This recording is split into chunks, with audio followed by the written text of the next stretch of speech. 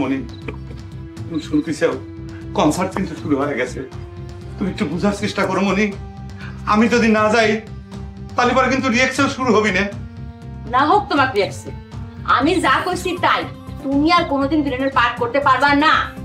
হয় তোমার ভিলেনি, না হয় তোমার শাহজাদি, যে কোনো একটা বেছে নেওয়া লাগবে। গোলাম, এটা তুমি কোন ধরনের কথা কইছো শাহজাদি? এই নসু ভিলেন কিন্তু তোমাকে বিয়ে করার আগের থেকে কিন্তু ভিলেনি করে, মানে ভিলেনের পাঠ করে।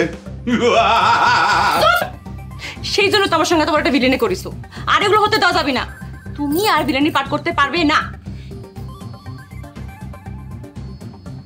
যাও, এই বাসর ঘরে যাওয়ার পোশাক খুলে আসো। বাসর ঘরে যাওয়ার পোশাক মানে? এই পাঁচজনের কথা করছি, যাও খুলে আসো, যাও।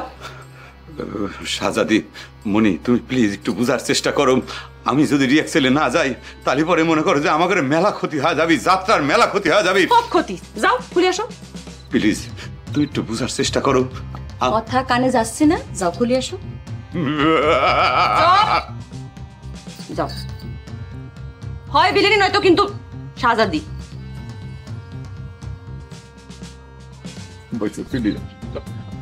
তুমি ঠান্ডা মাথায় আমার কথাটা একটু বোঝার চেষ্টা করো শাহজাদি।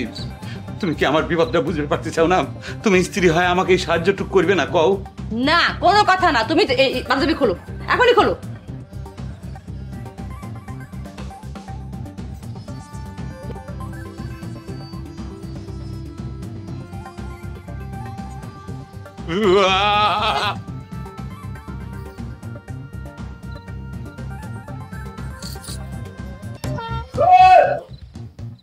কনসার্ট বন্ধ করো, কনসার্ট বন্ধ করো।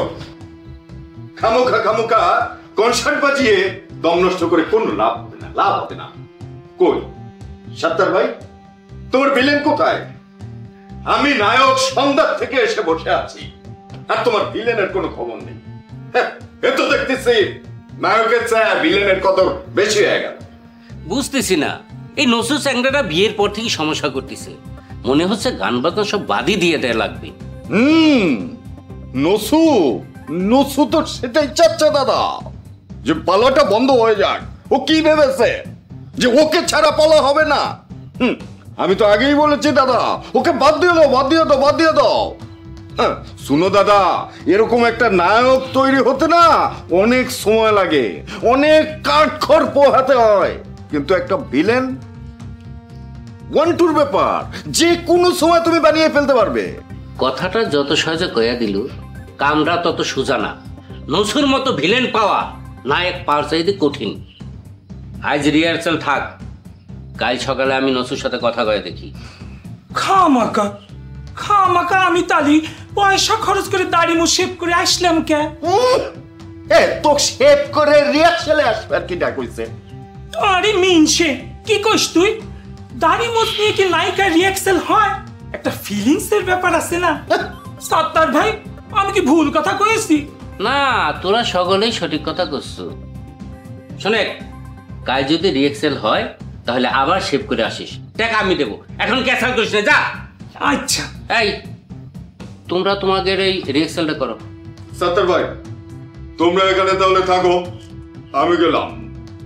আসলে তোমাদের এখানে থেকে আমি আমার গলাটা নষ্ট করতে পারি না। এই তোকে সহজ ভাবে কথা কয়ে গলা নষ্ট করার কথা কি দেখেছি? তোমরা কিছুই বুঝো না। হ্যাঁ, বুঝি না, সব তুই বুঝিস। তাহলে তো তোমরা সবাই নায়ক হয়ে যেতে। নায়ক রে, এই বাজাও তোমরা।